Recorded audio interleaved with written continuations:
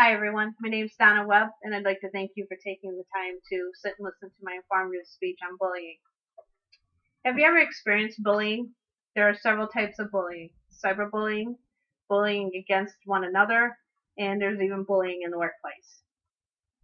Bullying is not the same as playing around. It is about the abuse of power. What I hope to accomplish here today is to give you some information on what bullying is and what you can do to prevent it.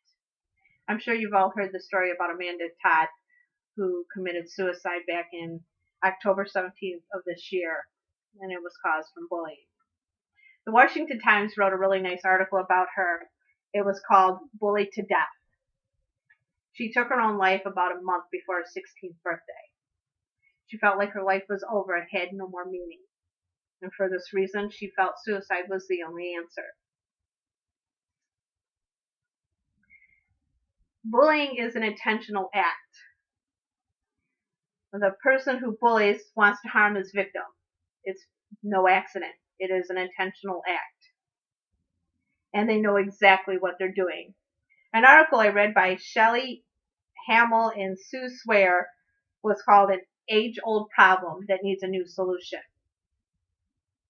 Bullying is not a one-time thing. It happens repeatedly and can be from one person to another person. It could be a single person committing the bullying, or it could even be a group of people committing the bullying. And they may harass and target a group of people or an individual. Bullying is known to cause anxiety and apprehension in the victim. And sometimes it even causes them to commit suicide. It is a repeated nature of bullying that causes the anxiety and apprehension in the victim. And the anticipation of being bullied becomes almost as problematic as the bullying itself. Bullying is characterized by a power difference or an unfair fight by the person doing the bullying, and that they have an unfair advantage over the other person. And it is some kind of power, that they have some kind of power over their victim. Suicide is the third leading cause of death among teenagers. And this is resulting in about 4,400 deaths per year. And for every suicide, there are at least 100 suicide attempts. 10 to 14-year-old girls seem to be at a higher risk for suicide. This was an article that I found from the CDC called Bullying Prevention Program. The first thing that we need to do is to create some kind of awareness amongst ourselves. A better understanding of what bullying is, how we could respond to it forcefully but with respect, teach kids protective skills, and become more involved as a community, as parents, schools, teachers, principals. There are consequences for the person who is doing the bullying. According to an article by Entertainment and News that they did on April of this year, 2012, called A Statistical Report on Bullying. First offense in a lot of schools and workplaces now results in the first offense being a mediation between the parties involved. The second could be a suspension from work or school. And the third, they could even be facing criminal charges. Bullying is not a laughing matter, and a lot of people are affected by it. Gays, lesbian, gender, race. It happens in our schools, colleges, and even over the internet. 1 in 4 people are bullied, and only about a third of the people actually report the bullying to anybody. This is a serious matter that needs everyone's attention in the community. Please take time to get yourself educated and learn how you can prevent it. Learn the early warning signs. Some of the early warning signs are as simple as your child's grades are slipping. They may not be hanging out with their friends. They may be becoming more secluded and staying to themselves. They may refer to their friend as being a snot, a brat, a meanie. These are all early warning signs that there is some kind of problem that needs your attention.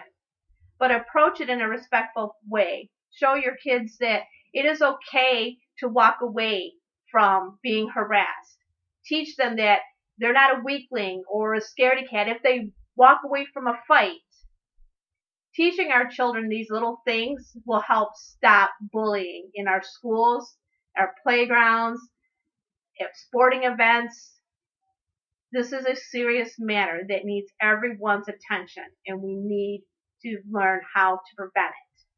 There's way too much crime happening in our schools because kids are learning that it's okay to fight, that no one cares.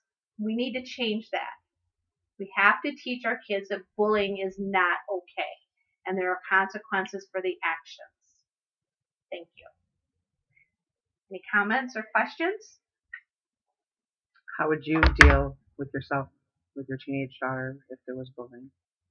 I actually had an incident involving some bullying.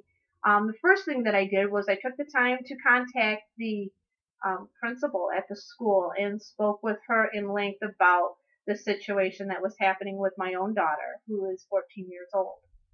And she took it to a gentleman by the name of Mr. Sanchez, who is in charge of the bullying in the schools.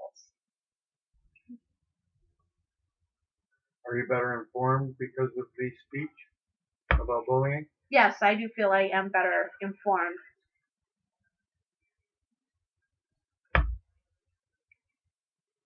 Ray, Danielle?